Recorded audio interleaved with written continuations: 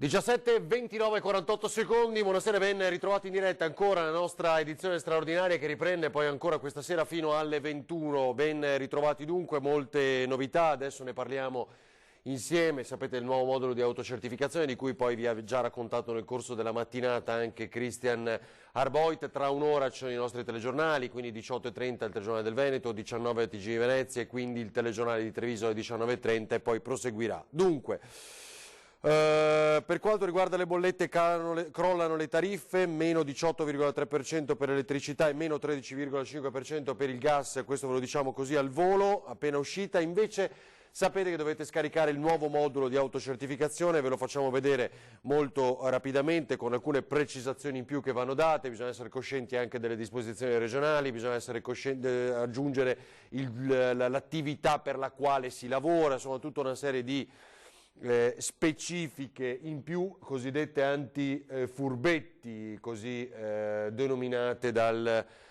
capo della protezione civile Borrelli. Ma veniamo poi a un altro tema e a breve vi proporremo anche un servizio che il nostro Lucio Zanato, che insieme a Nicoletta Rizzetto è andato a cercare di capire cosa succede in questi supermercati. Nelle ultime ore ci avete segnalato e molto quello che è successo, cioè il fatto che soprattutto nei weekend, anche se qui, così come in Friuli Venezia Giulia, non si resta aperti la domenica per quanto riguarda i supermercati, ma che sabato e domenica, la interpretiamo nella maniera più estesa, restino, come possiamo definire, arginate le possibilità di avvicinarsi a prodotti del tipo di cancelleria, cosa che in questo momento è molto utile, chiaramente per i tanti bimbi che devono restare a casa e per consentire loro di passare molte ore, non solo per il gioco, magari per fare i nuovi compiti a distanza. E veniamo alle parole del ministro Azzolina ora. Che cosa sta succedendo? È stato interpretato, e tra l'altro con differenze tra provincia e provincia, magari tra anche stessa grande distribuzione di una catena rispetto a un'altra, il DPCM dell'11 marzo che diceva potete vendere questi beni essenziali i beni essenziali soprattutto nel weekend, sabato e domenica, si restringono a cibo oltre che farmaci qualora anche all'interno della grande distribuzione ci sia un angolo farmacia. Quindi soprattutto la cartoleria veniva esclusa e ripeto, qualcuno l'aveva anche delimitata quell'area. Ne abbiamo parlato ieri sera con il governatore Luca Zaia che ha detto io un'ordinanza del genere non l'ho mai firmata, tant'è che appunto ricostruita la filiera di questa interpretazione per alcuni appunto sbagliata è il DPCM dell'11 marzo, il decreto del Presidente del Consiglio dell'11 marzo. Ora, noi abbiamo interpellato per esempio il prefetto di Treviso, ha detto no signori miei, questa cosa a Treviso non si deve fare, quando si apre quel supermercato quello che c'è dentro si può vendere, quindi non deve essere limitata la vendita, appunto ripetiamo, di articoli di questo tipo che in questo momento sono anche molto importanti per i genitori, non solo per i bambini che appunto devono tenere i bimbi a casa. Allora, il ministro Azzolina, cosa ha detto il ministro dell'istruzione? Torneremo a scuola se ci saranno le condizioni, perché molti ci stanno domandando quando si torna a scuola, è chiaro che non poteva esserci una data, lo ha detto anche in una precedente dichiarazione della stessa ministra ormai qualche giorno fa, oggi in questa sua informativa al Senato così ha detto. E poi per la maturità si va con una linea morbida, definiamola così, cioè ci saranno i membri interni, i 6 membri interni della commissione di maturità, però almeno il presidente della commissione sarà esterno di un altro istituto perché ci sia appunto un'ulteriore serietà, per quanto non la possiamo definire morbidezza, ma una condizione anche psicologica più favorevole, ecco, definiamola così per i ragazzi che si devono avvicinare a questo esame in un anno difficile. Allora, audizione al Senato, per la prima volta viene ipotizzata la possibilità che non ci sia una ripresa delle attività didattiche in aula. La elezioni sono una scelta obbligata, le video lezioni una scelta obbligata, e qua lo diciamo ai tanti insegnanti che magari non si sono adoperati poi così tanto in queste settimane. Abbiamo raggiunto 6,7 milioni di studenti, il senatore Verducci del PD, vabbè, bisogna essere umili e parlare con i sindacati. In un'informativa, vi leggo ancora dettagli, data al Senato questo pomeriggio, Lucia Azzolina ha detto si tornerà a scuola se e quando, sulla base delle indicazioni degli esperti, le condizioni lo consentiranno. Ora, mi piacerebbe riuscissimo come concordato a connetterci con Elena Donazzano, assessore all'istruzione, formazione e lavoro per la Regione Veneto. Questa mattina in diretta con Cristian Erboit ha dato una notizia forte, che è quella di 20.000 posti di lavoro persi già nella nostra regione. Qui vedete un dato sul quale adesso stiamo facendo delle ulteriori verifiche, ma 132 minori hanno contratto il coronavirus, alcuni di questi, molti, sono stati ricoverati dal 21 febbraio e questo è un dato molto forte che oggi la Regione, come promesso dalla conferenza stampa di questa mattina, ha poi diffuso. Allora, Elena Donazzan, buonasera, ben trovata, grazie Assessore per essere con noi. Buonasera a voi e grazie a voi per queste vostre dirette incessanti. Ecco, e allora abbiamo bisogno di lei per novità, notizie vere, verificate, come diciamo sempre. Questa mattina lei, lo ricordavo adesso, ha dato una notizia forte, che è quella dei posti di lavoro già persi.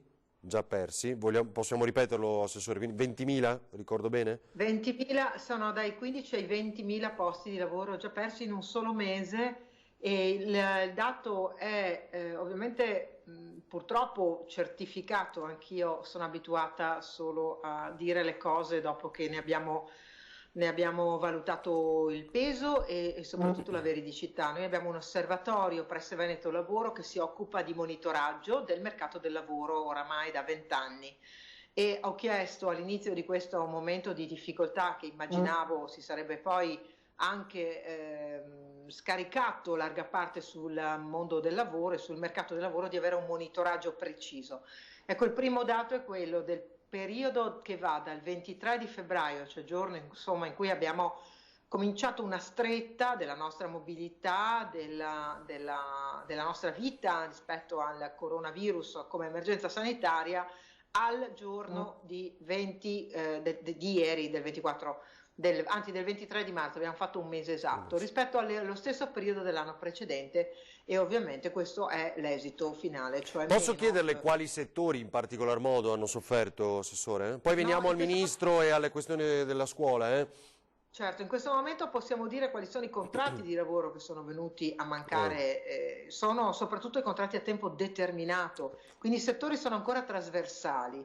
Avremo, credo, e il secondo monitoraggio lo voglio fare sul dato del turismo in particolare, perché lì avremo gli stagionali che non si sono rinnovati, i contratti a termine che sono quelli che di anno in anno vengono rinnovati, perché ricordiamoci che la nostra industria del turismo ha 1000 declinazioni, c'è il piccolo caffè in zona turistica, c'è il grande albergo, c'è l'albergo piccolo, c'è il mondo dei campeggi, è molto ampio e ne vedremo e misurerò l'effetto proprio a partire dal prossimo monitoraggio. Perché dalla Pasqua in poi è il momento in cui questa industria del turismo sarebbe ripartita alla grande. Bene, allora Assessore, due cose sulle quali mi piacerebbe dicesse qualcosa. Intanto l'informativa al Senato del Ministro dell'Istruzione Azzolina, riepilogo, al di là della commissione che abbiamo ricordato poco fa per la maturità, ma mi sembra che sia la prima volta in cui si ipotizza il rischio di non tornare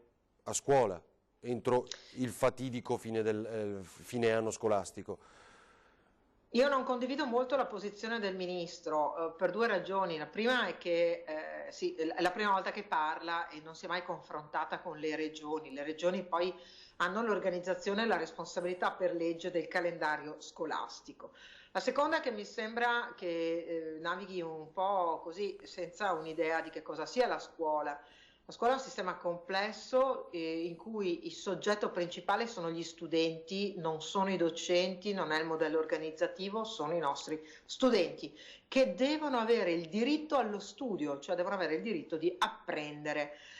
Io avrei preferito che il Ministro dicesse, siccome abbiamo avuto un periodo di sospensione, probabilmente continuerà per ancora un certo lasso di tempo, si andrà a scuola a giugno. Si andrà a scuola per il tempo necessario per recuperare, non dico non tanto i 200 giorni, che sono quelli per cui un anno scolastico viene dalla legge considerato valido, ma quello che mi serve per far tornare nella testa dei ragazzi l'idea dell'apprendimento e della scuola, perché noi così gli stiamo solo dicendo: ah, è successo un fatto, non potevamo né prevederlo né gestirlo, e quindi via, cavalleria, chiuso l'anno, tutti promossi. Questo è il danno più grave che il coronavirus, insieme ai morti e al disastro della sanità, potrebbe portare.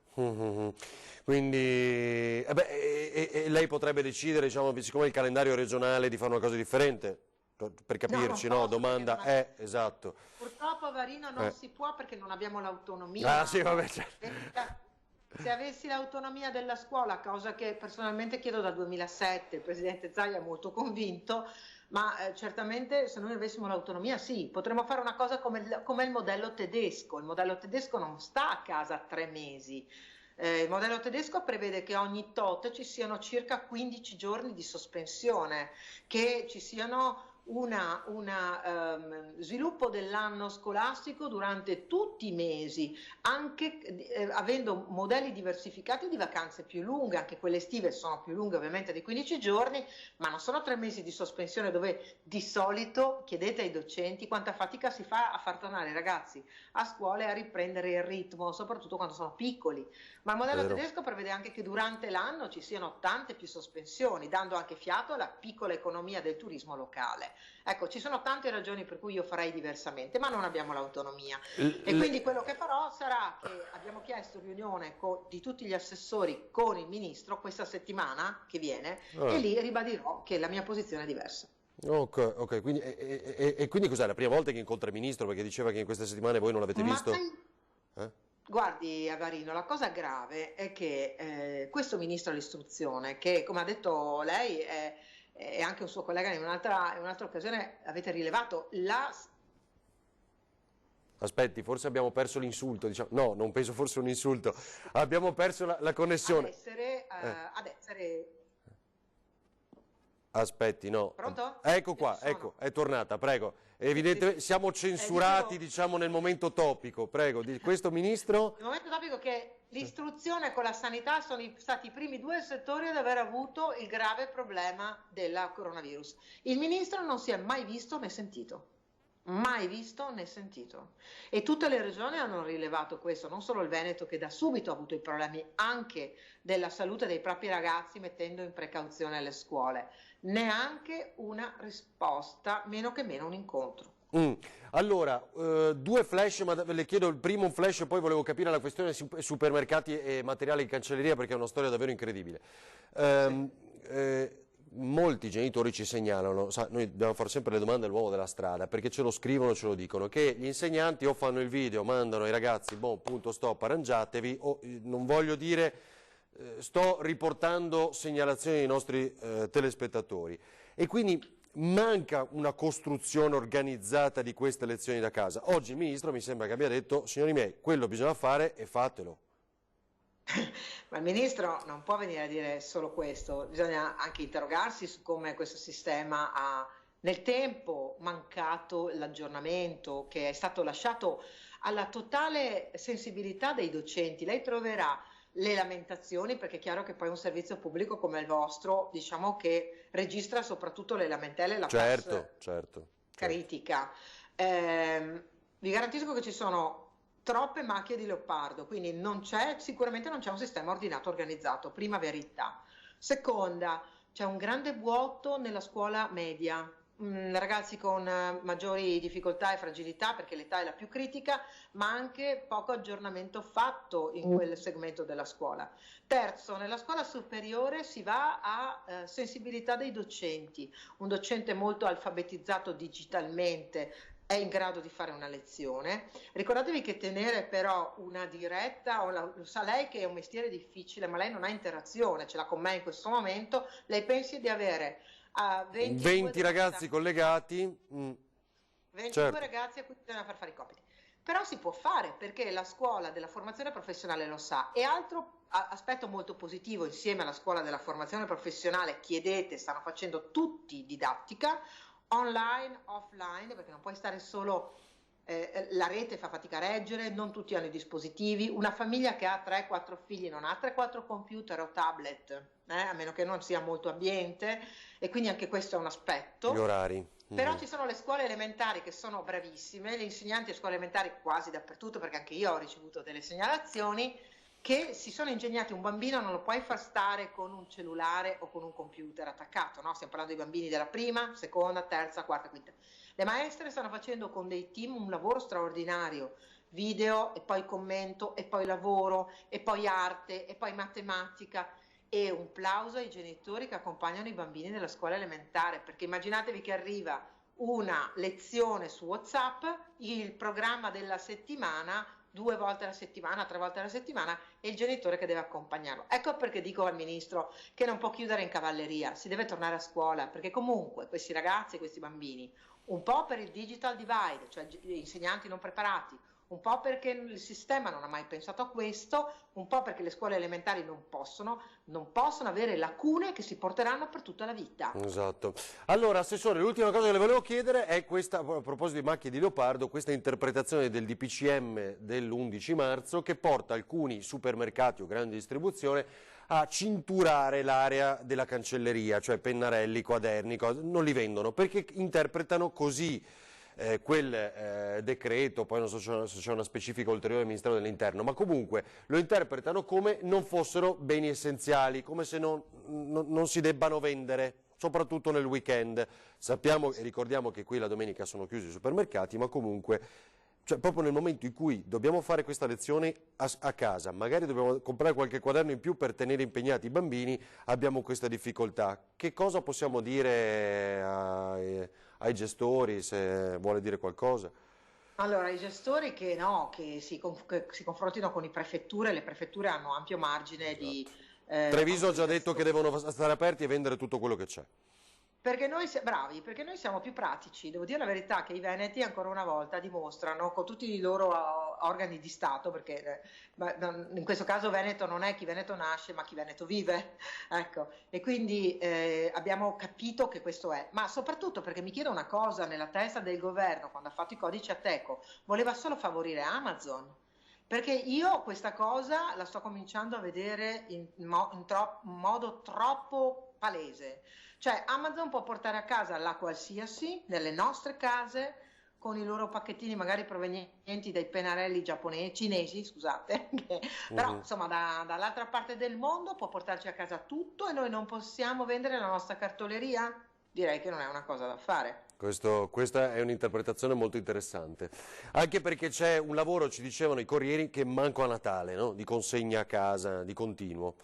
Per forza, come ha detto bene lei, se dobbiamo fare didattica a distanza, abbiamo i bimbi delle scuole elementari, delle scuole materne, dei più piccolini, e cosa li facciamo fare? Stare sullo smartphone? No, esatto. Devono fare cose con le mani, e con le mani si disegna, si fanno carte, c'è bisogno di materiale di cancelleria. Figuri noi che stiamo cervellando per riuscire a trovare un momento della giornata in cui, oltre alla ginnastica che è in onda da noi, oltre all'informazione, oltre un po' di spettacolo magari qualche volta la sera, anche una trasmissione per i bambini, però non è facile. Se poi non hanno i quaderni, come fanno a giocare con noi? Va bene. Io ve lo consiglio, fate delle belle letture di prendete dei lettori professionisti perché per fare drammatizzazione con i bambini, però la mattina sti bimbi invece di metterli davanti a un telefonino li mettessimo davanti alle vostre TV sarebbe meglio. Ah beh, guardi, appunto, magari tutelandoli da certe notizie in una fascia precisa, noi siamo pronti, è solo che bisogna stare attenti ai diritti d'autore, poi c'è anche quello, perché non è tutto semplice, no? Sentite, Cappuccetto Rosso i diritti di autore li ha già dati, il libro cuore... Mi metto a leggere io, vabbè, anche il libro cuore, vero? Va bene, grazie davvero Assessore, buon lavoro, grazie per questi chiarimenti. Elena Donazzano, Assessore all'istruzione e formazione del lavoro della Regione Veneto, però adesso cerchiamo sempre anche un po' di scherzare in questi momenti perché sennò è un guaio, ma abbiamo toccato insieme alcuni punti molto, molto importanti, comprese le difficoltà di tanti genitori che giustamente tramite Antena 3 e non solo ci segnalano quel che succede in casa. Dunque, cosa dicono qui? Vabbè, il coronavirus, servono misure armoniche e condivise, il massimo sforzo di convergenza sulla ricerca, lo dice il Ministro Speranza al G7.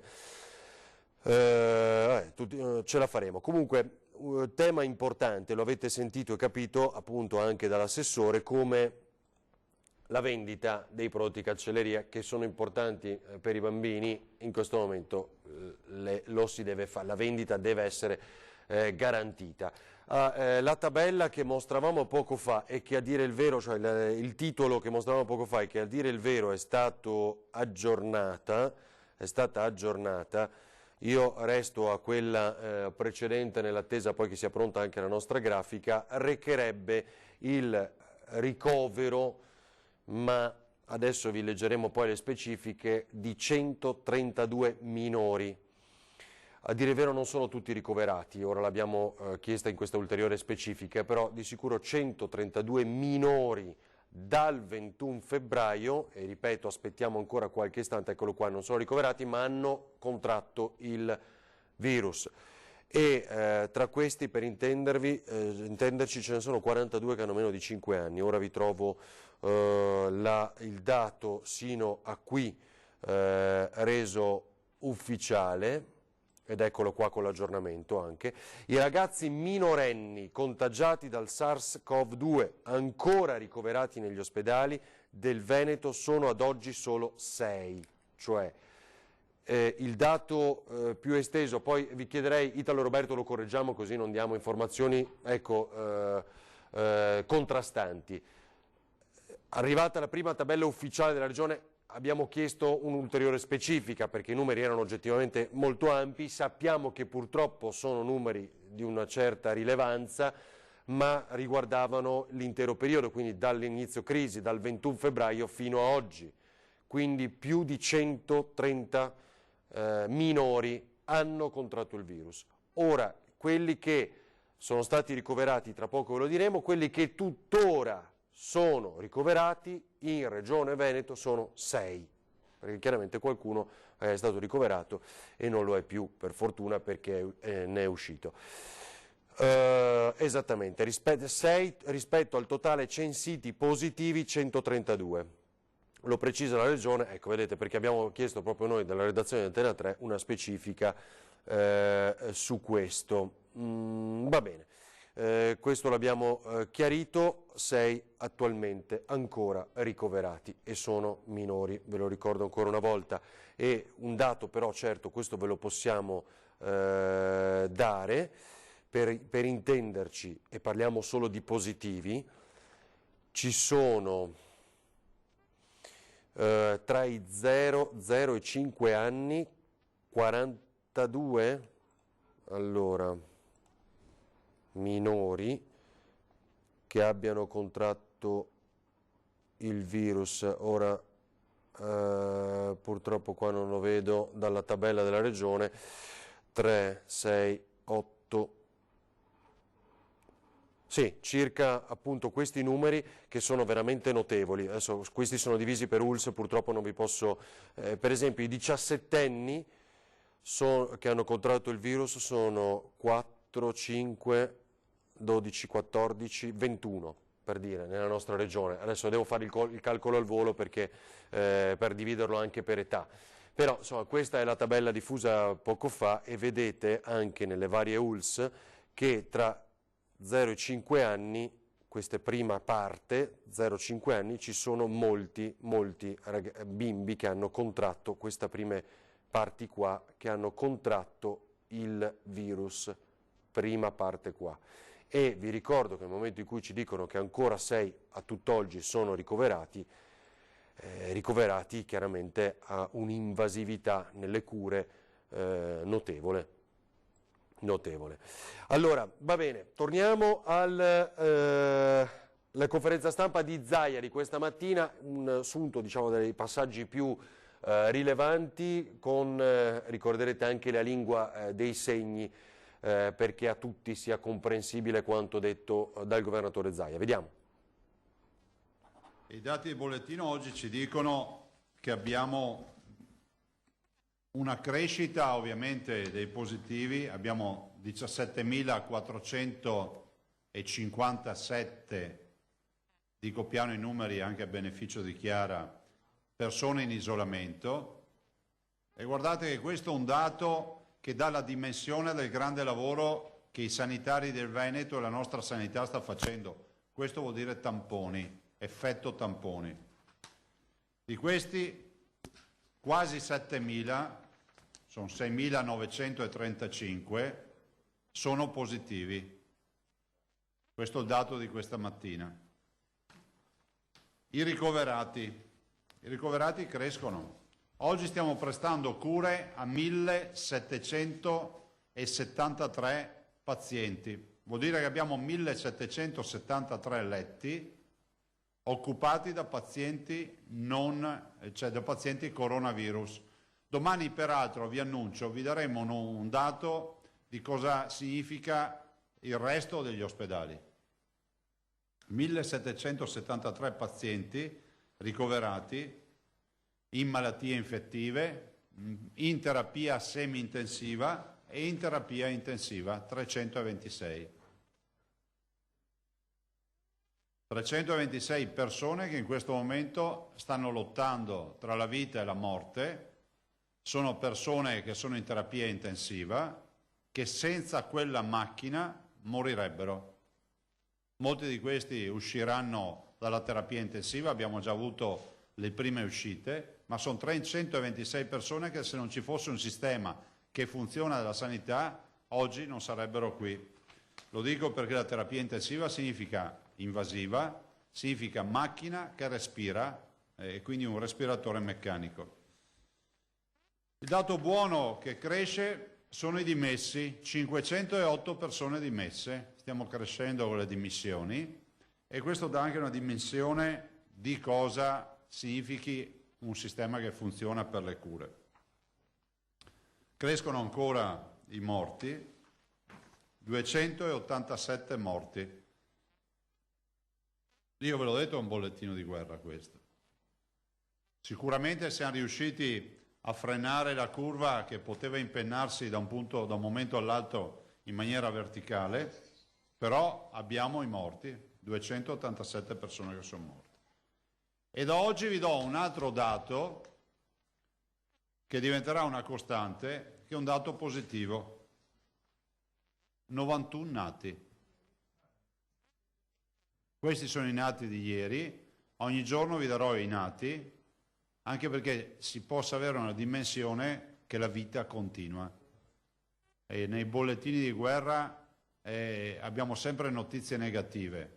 Per noi la notizia positiva sono le nostre maternità che continuano, i nostri punti nascita che continuano a far nascere bimbi e alla mezzanotte di ieri, del 25, 91 bimbi sono nati in Veneto, questi 91 nuovi veneti che vedono la luce in un momento tragico della vita di questa comunità. Cosa vi dico? Vi dico che in questo marasma di decreti, di determinazioni o quant'altro, chiedo ai cittadini che siano assolutamente della partita.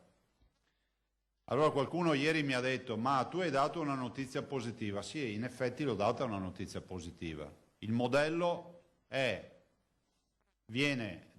indietro di 2 giorni, cioè anzi avanti di 2 giorni. Vuol dire che le misure che stiamo adottando e che è la vera cura al coronavirus, cioè stare in casa, poi vi darò 2 o 3 indicazioni anche per i cittadini perché sono subissato di richieste, di indicazioni, di aiuto e è bene che oggi inizi a darle. Stare in casa per tutti quelli che non debbono uscire per lavoro o per finalità che non siano impellenti, come quella di andare a comprarsi le medicine o andare dal medico. Tutto il resto è stare in casa. Lo stare in casa noi abbiamo visto sul modello che rallenta il contagio. Allora voi capite che se questa strategia la portiamo avanti, a prescindere dalle ordinanze e da tutto, e abbiamo un atteggiamento prudente e non eroico, di non entrare nel loop mentale di dire tanto a me non toccherà mai. Quando tu hai 1.700, quasi 1.800 persone in ospedale e quasi 18.000 persone in isolamento, pensare tanto a me non toccherà mai vuol dire essere dei folli. Il virus c'è, è ubiquitario e noi dobbiamo evitare l'incontro con il virus. utilizzando metodi di protezione, adesso continueremo a distribuire mascherine, cercando di approvvigionarci di qualsiasi sistema di protezione di naso e bocca. Guardate, anche se dovete fare la spesa, non avete nulla per proteggervi, anche un foulard, un giro di sciarpa è più che sufficiente, piuttosto che andare senza nulla. Lavarsi spesso le mani vuol dire ossessivamente, fatelo, dopo queste ossessioni ce le toglieremo quando sarà passato tutto. Cosa vuol dire ossessivamente? Vuol dire spesso e per non meno di 20 secondi, così, così, così e così. Il virus si annida nelle mani e se ci mettiamo le mani in bocca poi, negli occhi o nel naso, ci infettiamo. Se andate a fare la spesa, utilizzate i guanti di lattice che si trovano, scartate se potete all'aria aperta gli involucri, eliminateli e pulite con una soluzione disinfettante tutto quello che vi resta in casa. Il virus si aggrappa nel cartone, si aggrappa nelle superfici ferrose, nei metalli, si aggrappa nei tessuti. Se arrivate in casa e dovete sbattere un maglione, si sbatte fuori all'aria aperta. Arieggiate il più possibile i locali, come facevano le nostre nonne. Vi ricordate una volta da bimbi vedevamo che al mattino tutte le case avevano le lenzuola con tanto di cuscini sui davanzali esposte, stavano lì tutto il giorno. Una volta si disfava il letto, adesso è inutile che lo diciamo, perché disfaletti e rifaletti ce ne sono pochi in giro. Però è già sufficiente arieggiare, perché se il virus trova un ambiente confinato dove non si ricambia aria, il virus è lì. E alla minima respirazione fatta in maniera maldestra ve lo inoculate. Cercate di evitare rapporti con le persone.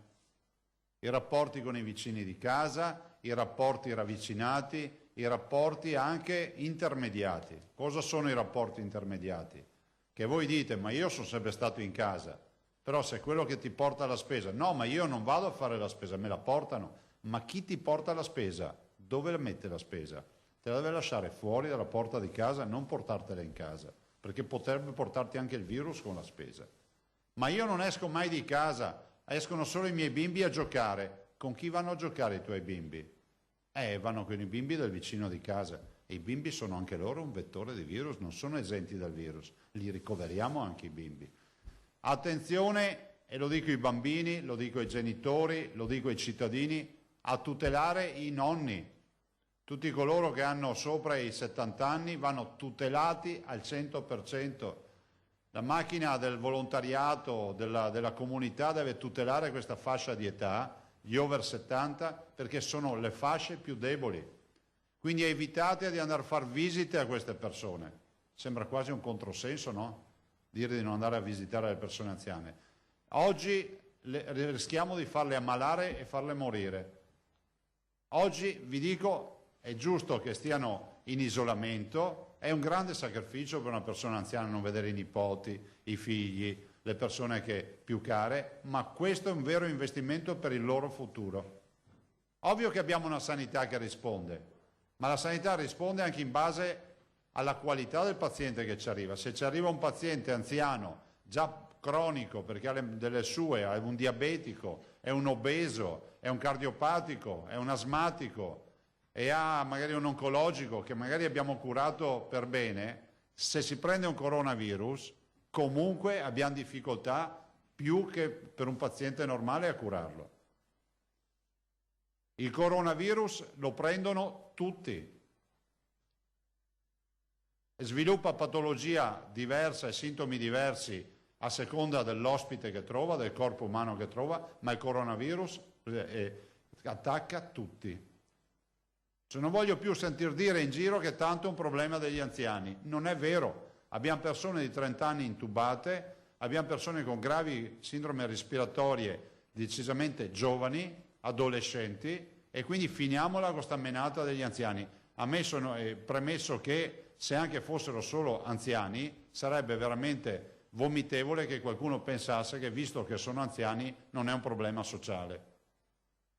Il mondo intero si sta fermando e quindi non serve più rispondere a tutti quei fenomeni da baraccone che scrivono sui social o scrivevano rispetto a dietrologie, complottismi o quant'altro, perché il mondo intero si sta fermando.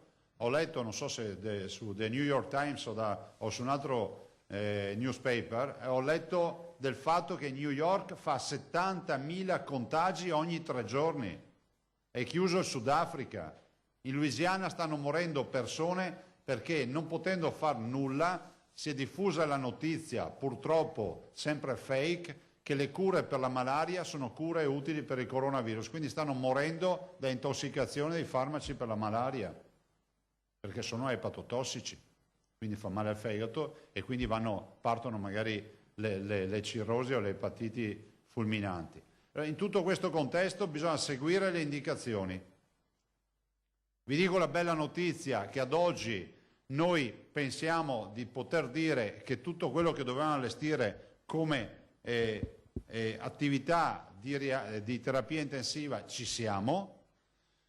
Aspettiamo ancora le ultime macchine che devono arrivarci, ma insomma siamo pronti per una buona onda d'urto. Però non è che i veneti devono stare tranquilli e dicono tanto Zai ha fatto le terapie intensive. Cioè non è che dici mi spacco la gamba tanto c'è chi me la ingessa. Ragazzi, attenzione che chi arriva in terapia intensiva fa la roulette, gioca la roulette russa. Quindi voi non dovete arrivarmi in terapia intensiva. L'unica preghiera che vi torno a fare è di stare in casa. Agli anziani, alle signore, ai cittadini in generale, andate una volta alla settimana e comunque se potete anche di meno, una volta ogni 2 settimane se ce la fate, o ancora di meno una volta al mese, so che dico magari una cazzata, ma per darvi un'idea, fate una spesa grande e poi basta in supermercato.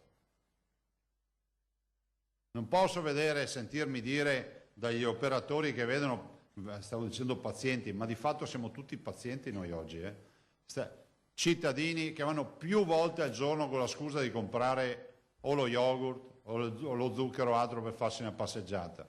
Non costringetemi a fare ordinanze cattive sul fronte degli acquisti. Vi fate una bella spesa, chiunque sa benissimo che per una settimana la si può fare, perché tutti noi siamo in grado di programmare una settimana. Compratevi casomai scatolame, che non vi fa mai male, e non è che io che sono un difensore del cibo di qualità e identitario, vi dico che in questa fase ve lo consiglio io, prendetevi casomai 10 scatole di tonno piuttosto che della carne in scatola o qualcosa in caso di impossibilità di uscire di casa qualche giorno, ma non andate tutti i giorni a fare la spesa. Idem per le farmacie. Non andate tutti i giorni in farmacia. Se volete andare su un posto dove gira il virus, andate in farmacia o in ospedale.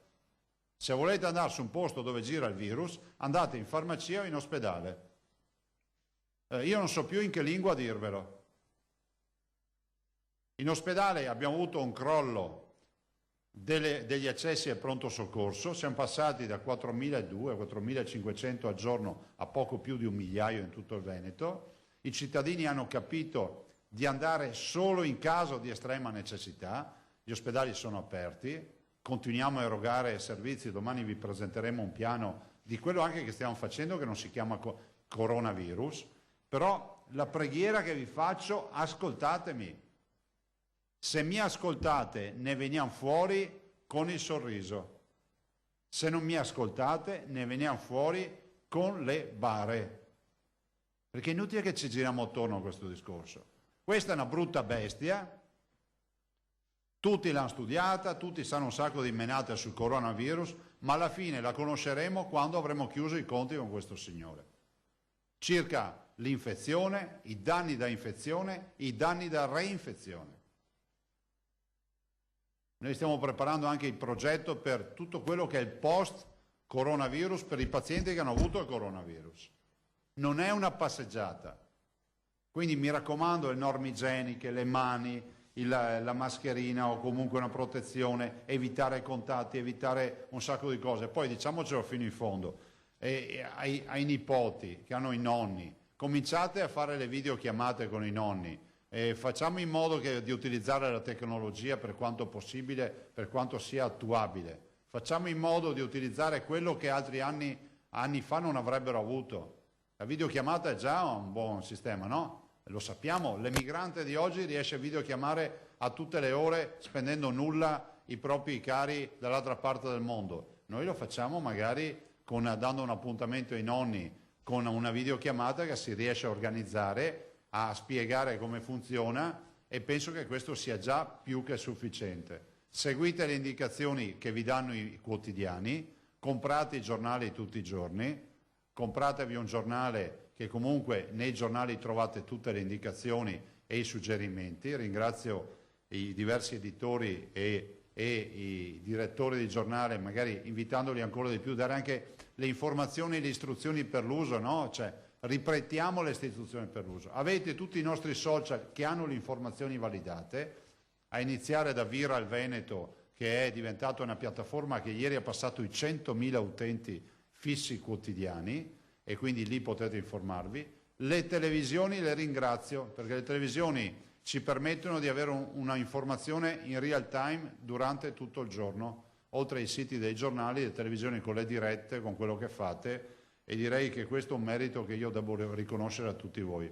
Non ve lo dico perché mi avete rotto le palle, perché non mi avete rotto le palle, però è giusto dire quando la gente si dà da fare. Chi ci sta guardando da casa deve sapere, e casomai giriamo almeno questa, deve sapere che qui ci sono questi signori che tutti i giorni sono qui, e sono qui a rischiare la loro vita proprio per fare in modo che le informazioni arrivino. Penso che questo qualifichi e tolga ogni dubbio sulla qualità dell'informazione, quella buona che c'è e non quella che cerca solo polemiche e non notizie che aiutino a vivere meglio.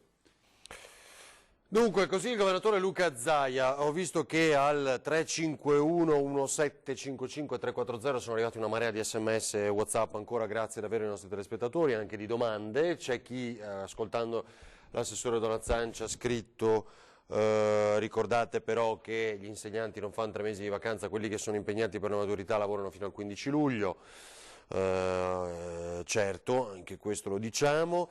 Ce ne sono tantissimi, ne cito soltanto un altro che dice che la mascherina va messa nel microonde per disinfettarla. No, io guarda, non ho mai sentita questa, mi auguro, penso che non sia così. Abbiamo mostrato anche il post, se si riferisce alle mascherine di Grafica Veneta, che è sulla pagina ufficiale di Grafica Veneta, che dice come disinfettarla ogni giorno, non lavarla perché ancora devono finire i cicli di test, soltanto dopo questi potremo sapere se si può fare o meno il lavaggio. Disinfettarla invece sì, disinfettarla con la soluzione alcolica e poi metterla ad asciugare al sole, però adesso non... Cercatevi il post sulla pagina Facebook, se riusciamo lo facciamo rivedere. Altra cosa che invece ha detto ieri il governatore Luca Zaia in diretta durante il telegiornale di Treviso e che non sapevamo è che una persona ricoverata in Veneto dopo aver contratto il coronavirus, finito questo maledetto ciclo, ha contratto di nuovo il virus. E ricordate che nelle scorse settimane dicevamo di questo possibile incubo, perché è già successo anche in Cina, anche se l'abbiamo dovuto scoprire dopo molto tempo, e che poteva essere una delle ipotesi, anche se remote. Non sapevamo anche in Veneto una cosa di questo genere, almeno in un episodio è capitata purtroppo, e questo ce lo ha svelato il governatore Zaia ieri. Riascoltiamo a proposito, appena arriva poi Italo, e se mi sapete dire il servizio sui supermercati lo vediamo. Riascoltiamo un breve passaggio, ieri è l'ultimo davvero, ma con Zaia ancora sul lutto invece. L'invito è: considerate migliaia di morti, a proposito vi leggo un aggiornamento prima di questo, scusate, di indire una giornata di lutto nazionale, che poi potrebbe essere benissimo mondiale, per le migliaia di vittime, per i medici caduti in questa guerra contro il virus. Risalgono i contagi, questo lo dobbiamo dire invece per la conferenza stampa in corso alla Protezione Civile Nazionale. I guariti sono 10.361, 999 più di ieri, 10.361 persone guarite. I malati sono 62.400, 4.492 più di ieri, attualmente 62.000 malati in Italia, 3.612 in terapia intensiva.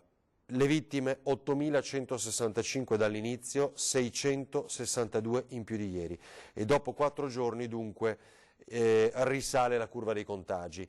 Sono 4.492 in più di ieri, come dicevamo, l'aumento era stato ieri 3.491, martedì 3.600, lunedì 3.007, quindi risalgono e di molto, 1.000 in più quasi rispetto agli ultimi giorni, 700-800 in più, quindi comunque risalgono i contagi e notevole. Ecco, vedete, posso ammalarmi di nuovo, la paura più grande è quella di potersi ammalare di nuovo, dopo tutte le sofferenze passate in ospedale, magari in terapia intensiva, e poi gli spaventa il ritorno al lavoro, cosa succederà una volta guariti, sono le preoccupazioni raccolte tra i malati dai medici specializzanti alla Statale di Milano, lo abbiamo appena detto, purtroppo sì, è una cosa che può capitare e bisogna dirlo. Quindi la prudenza deve continuare. Da oggi alle 20 è aperto online l'appello per reclutare infermieri all'indirizzo infermieri.covid.protezionecivile.it. Nei prossimi giorni speriamo di aggiungere un numero importante di infermieri per dare respiro ai colleghi sui territori. Bellissimo quanti hanno aderito alla ricerca, per esempio, dei giorni scorsi, i medici per le zone più colpite come la Lombardia. Se c'è la pubblicità la vediamo subito e Zaia dopo allora. Va bene, pochi istanti e poi vi facciamo vedere questo appello di Zaia di ieri sera.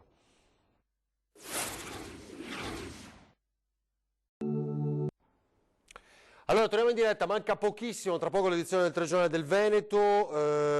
Mara da Conegliano, la ringraziamo, il Distanti ma Uniti ci manda questa foto, la possiamo far vedere, forse anche ingrandire, eccola qua, di un disegno che immaginiamo ha realizzato lei. Molto bello, grazie. C'è chi ci ha scritto, eccolo qua, ora andiamo a vederlo, il fatto che una persona guarita si può reinfettare rende inutile un eventuale vaccino? No, qual è il problema? Che abbiamo detto che il vaccino probabilmente sarà pronto per la fine dell'anno, lo hanno detto gli esperti, ma probabilmente sarà per quelli che lavorano in prima linea, quindi medici soprattutto e chi è più avanti con l'età, perché un vaccino così tanto diffuso è difficile averlo pronto in tempi ristretti. Il problema è adesso, non quando ci sarà il vaccino. Ascoltando le parole del governatore Zaia, che condivido pienamente, dice di disinfettare possibilmente ogni oggetto acquistato. Questo è un altro tema emerso oggi in effetti alla conferenza stampa. Il problema è che nei supermercati o altri negozi non si trova né alcol né altro detergente apposito. Cordiali saluti, ha ragione, anche questo è molto più difficile, diciamo, più che altro trovarlo. Siamo una piccola azienda veneziana, l'indotto alberghiero, stiamo chiedendo un aiuto economico a tutte le istituzioni, abbiamo solo proposte di prestiti anche da Cassa Depositi. Mi sa che le partite IVA resteranno a casa a tempo indeterminato. Guardi, è un bel problema e lo conosciamo bene nei dibattiti di questi giorni. Ascoltiamo Zaia, la proposta che ha lanciato ieri sera. Se dovessimo mettere bandiera all'utero dovremmo lasciare tutto il giorno. Immagino che questa guerra, quando sarà finita, avrà una sua giornata di commemorazione, perché vale una giornata di commemorazione, questa è la verità. E quindi come accade in guerra, al fronte non hai morti ma hai caduti. E il linguaggio di una guerra è questo, però il mio auspicio è che poi ci sia una giornata di commemorazione nazionale per non dimenticare coloro che si sono sacrificati per la salute altrui e anche per non dimenticare le tante schifezze e le tante porcherie che ci troviamo ad affrontare. Una giornata di commemorazione ai caduti da coronavirus. Vabbè, questo sia una... ma guardi, certo. Guardi, al minimo sono migliaia di persone, cioè lo facciamo giustamente per il Vajont, lo facciamo per la prima guerra mondiale, la seconda guerra mondiale, lo facciamo per l'11 settembre, lo facciamo per molte altre attività, eventi, che non capisco per quale motivo a fine bilancio non si possa stabilire che per ricordare cosa è stata questa tragedia che venga anche commemorata. Io lo trovo assolutamente giusto.